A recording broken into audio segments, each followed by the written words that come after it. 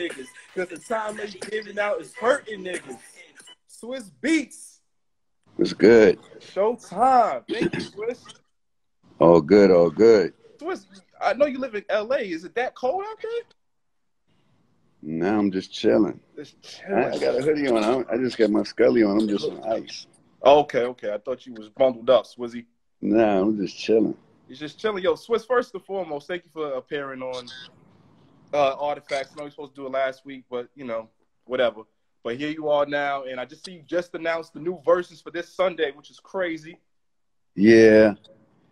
The healing, you know, I'm in that type of mood, not really feeling a lot of things going on outside. So, you know, we have a platform, and I think that, you know, it's our job and our duty to, you know, move accordingly. Right. Was that your idea, or was it Timberland's, or did you just come up with that like together? It was both our ideas. We was like, you know, there's no way that we can do, because we had something that we was coming with Saturday, which is amazing as well.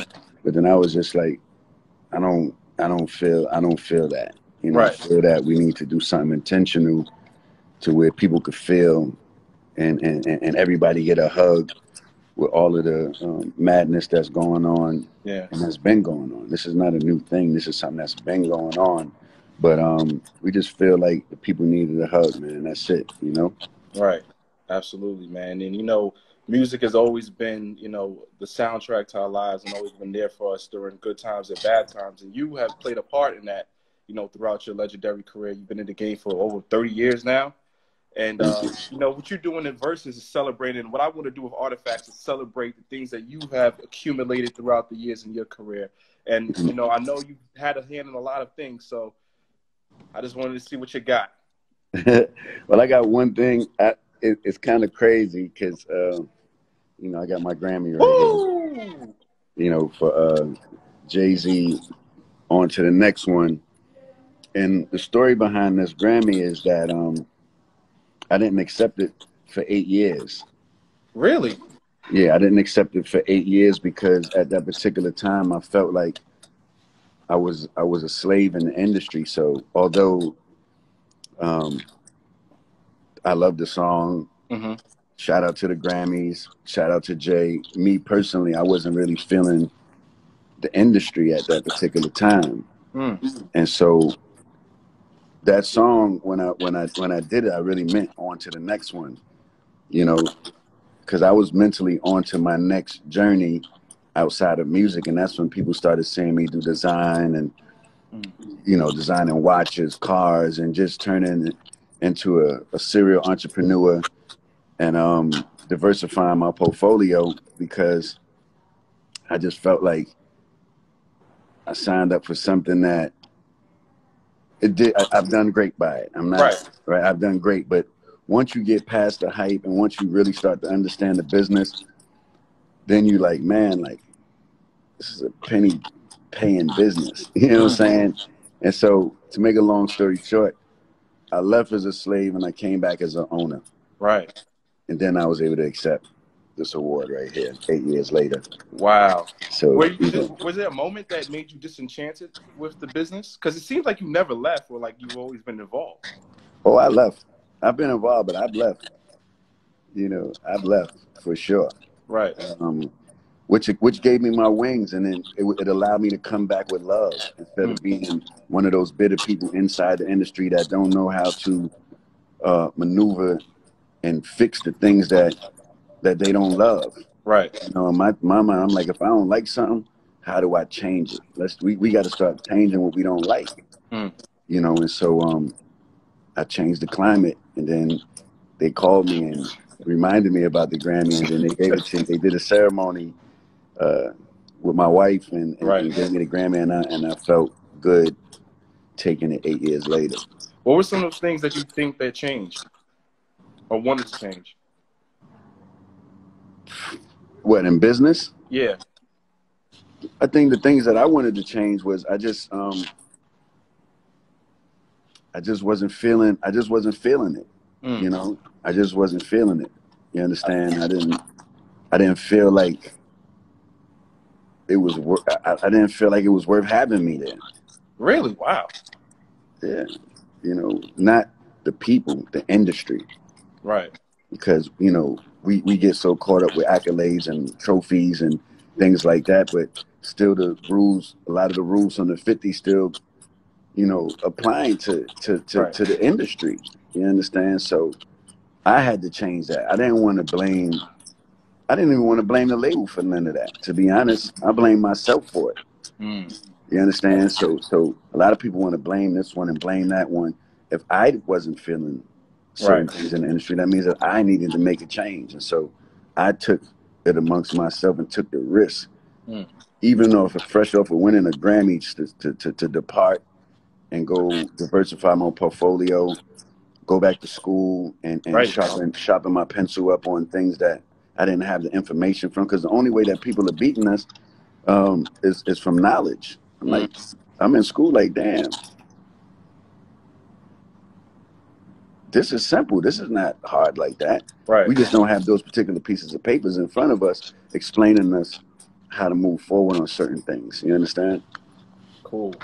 So was it like, did you have conversations with Alicia to kind of bring you back into the business and make you want to work again? Nah. Okay. Nah, I had a conversation with myself. You know what I'm saying? Because I you know, I went and I ventured into the art world as well with no commissions. You know, found love there, giving millions and millions of dollars back to artists and creatives, and just doing. You know, I'm just at a point where I want to do things that I love. If I can't wake up and love doing what I'm doing, I can't do it. Right.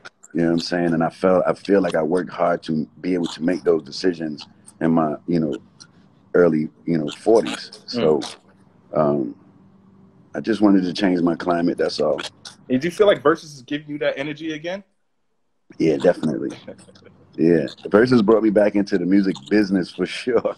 I feel like we got a full label jumping right now.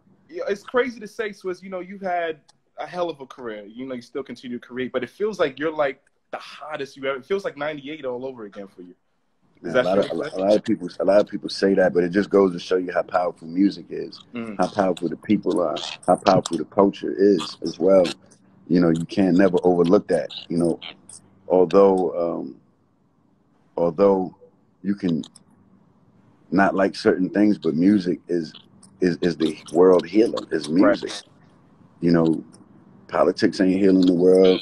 Not like music heals the world, and that's why this Sunday we named it the healing, because it's music. Right. You know, and we're not even doing it on a we're just doing it on just a energy vibe, you know. Right. I'm looking forward to it, Swizz. Yes, sir. Is there anything else that you got? Because you know you just moved into this new big ass house over in the West Coast. Not a big house. The right house. It's the right house. It looks like the X-Men and the Avengers lived there, man. You kidding me? That place is huge. Yeah, I mean, it's definitely it's decent. I'm grateful. We grateful. Yeah, man. I got a couple of things, but I like that one because I actually have the story for it. You know what I'm saying? It's not just like a thing. Like there's a story with the Grammy and how I departed music, and then how I came back, you know, as an owner of my life, and then feel like I was in control of my life when I won that Grammy. Although I was excited for a few minutes, you know, I was in the car when they announced that, John. I was mad. I was like, what? Is that like, where do you rank on to the next one? Like, as far as like your discography goes, there's so many joints. I like on to the next one. It's definitely top 20. Top 20. Some people don't have a 20, Swizz. Yeah, I mean, we talking about 680 songs. It's definitely in my top 20, you know. So you got to remember, me and Tim battled for 5 hours and still didn't that was classic. Get none of the smoke. I mean, we got to some smoke, but like we could have went another 5 hours. We, you know, we put in a lot of work. Absolutely. You know, thank God for that. Being that you and Timberland battled already, I think you were kind of the clear-cut winner. Do you feel like you have to defend the title at some point? I think Tim gave me some smoke. Oh, he gave you some smoke. I felt like you guys both Tim gave me some smoke. Yeah, I think I do get an advantage because I was in the car. Somebody just wrote that I was battling Tim in the car. We wasn't using no excuses, you know. Let's go to the car, drove out to the street. Right. You know, but that's the fun. Like we gotta keep the spirit and the energy and the celebrations. Right. And that's just it. You know? That's what I love about the verses, because hip hop is rooted in battle. It's always been in the competition. So at the same time, while we're enjoying listening to these, our favorite tracks, we're also going back and doing our homework. We're like, oh, we didn't know about this record, or it's helping artists get more exposure and boost their situations in their catalog. So I love it. Yeah, I think I got Timbo the first time. I think he got me the second time. Who knows? Maybe we got a third time. We got a couple of things up our sleeve, but there's so many people that people want to see. They've seen us already, you know. Right. Even going across this screen, I'm seeing so many. I see a lot of people setting up verses for me. You know, people ask like UGK versus 8-Ball and JayZ. Is that gonna happen? Is that a possibility? I like it a lot. I like it a lot. I like it a lot. You know what I'm saying? Like those are two of my favorites. You know what I'm saying? So, they getting their list together. What about, you live with someone who has a hell of a catalog too. Has she wanted to participate in this expedition as well? Yeah, I mean, this is a curation. Like a lot of people think because you put two names together, the two names might look good together, but the key thing is how do they sound together? Right? Like some people just say two names that those two names look together, but it might not sound right. Right. So that's a part of the curation is putting the two people together that sound right. Right. Like Dante, Austin, and Neo didn't look like the obvious one to do, but it sounded perfection. Yeah, that was a great one. That was I didn't know what to expect from that because Jonte isn't necessarily the marquee name, as like Neo, but it worked. And I see a lot of TLC versus Destiny Child too. Well, that'll be good. How you feel about that? You gotta see the thing is, we gotta look at the list.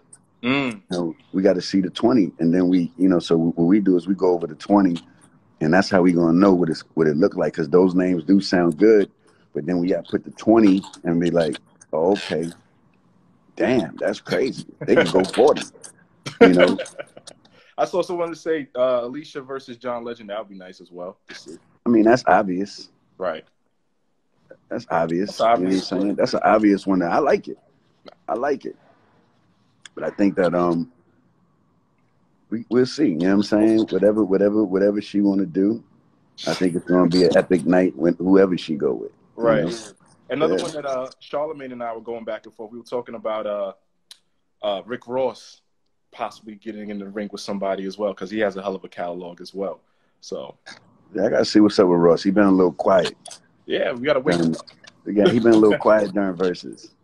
You got to wake him up. And also, before we get out of here, though, Swizz, Beanie Man versus Bounty Killer, that was so epic, man. Like, how did y'all orchestrate that together, man? Just being a fan of Jamaica myself, understanding that you cannot do a verses without having a sound clash when you know that two artists going back to back celebrating comes from clashing. That would be a big mistake on my side, especially because I know too much. I know all of the artists in Jamaica. I've been supporting Jamaica for years. Bounty Killer was signed to me in 2001. Wow. So I know better. And I knew that Jamaica was going to show up and represent the Caribbean and set it off in a major way. Tim as well. And, man, they really shattered the place up.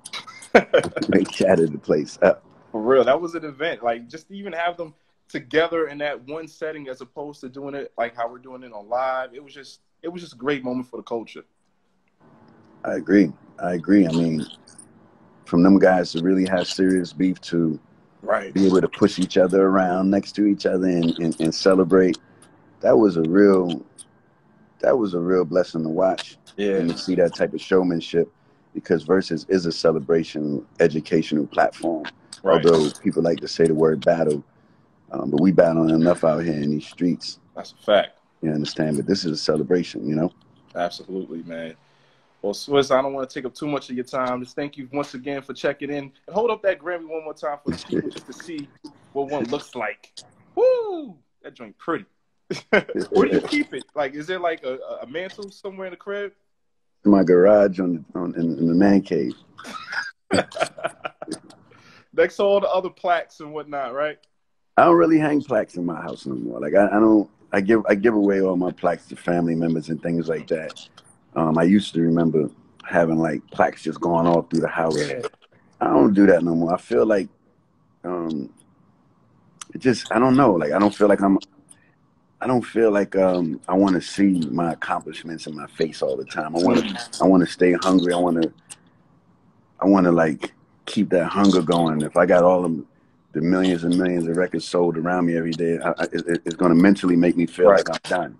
Right. You know I think I heard saying? Michael Jackson say something similar one time. Like he said, he would never see a plaque in his house because he doesn't want to feel accomplished. Like, look at what I've done already. He wants, like you said, stay hungry. Well, I seen a plaque in Michael's house.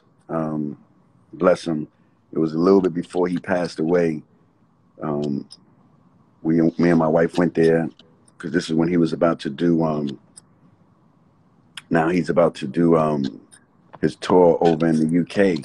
This is it tour? Yeah. Okay. So we, and so we went and had dinner at his house in LA. And man, his chef had like the best. She made like the best jerk lobster tails. I was like, man, if I could find this lady, man, I think about that jerk lobster tail all the time. But so we sitting there in the living room, and he got the Thriller plaque on the floor, like right over here on the floor. Wow. And I'm looking, I'm like, Mike, I said, you just got the Thriller plaque on the floor? He was like, yeah. I mean, it's, you want it? What? I said no. I didn't want to be that guy. This is my first time. I know we about to work with him, and I kind of was like, you know what? I get at another time. I get at a later time. Never seen him again. Swizz, so you mean to tell me Michael Jackson offered you his Thriller plaque and you declined it? I was being a gentleman. I was being a gentleman. But boy, I wish I wasn't being a gentleman. Did Alicia give you the look like, nigga, what are you doing? She know how I am about those things. Okay. She know how I am about those things. This is my first time to his house. Like most people trying to come to his house and take things and want things. I didn't want to come off like that with Mike. I knew Mike for a while, but this was the first time I was physically in his home. Wow. And I didn't want to take the plaque and like, okay, I felt like I would come back and get it later at another time once we built up what we was working on at that time, because she was supposed to write some songs with him and I was going to produce some things with him. And so I felt like we had time to come back and get the plaque. He looked at healthy. His energy was right. There's no way we thought he wasn't going to be this for sure. So I felt like I had some time. And that's why, like, you never know. Like, you got to tell people you love them. You got to give people their flowers, which is what we do in verses. Right. And I'm just like, the story alone is a gift. I had it. At least he offered it to me. That was just as good as giving it to me. Word. That's crazy. I never heard that before too. So that's an exclusive right there. Yeah, I never told that story. Word. Well, Swizz, man, thank you, man. I won't take up too much of your time, and we'll be tuned in this Sunday. Yes. Fred Hammond, Kirk Franklin. We can get it popping. Opening words by T.D. Jakes. Inspirational words by T.D. Jakes. Yo, man, you are the new Don King, like Golden Boys. They out of the way, man. It's all about Swizz and Timbo and verses. Nah, we just being creative and just using our platform and our voice and our strength to uplift others, and that's what we really have a fun time doing. And that's what hip hop has been doing for the last 40 years. Yeah. Absolutely. All right, King. I'll see you soon. See you in the DMs, Swizz. Yes, sir. All right. Cool. Thank you. Bless up. Peace. There you go. Another artifacts in the can, man. Thanks everybody for tuning in. Swizzy showed us Grammy, that crazy Michael Jackson story. Imagine going to Michael Jackson crib and you declining a plaque from him. That's crazy. Who does that?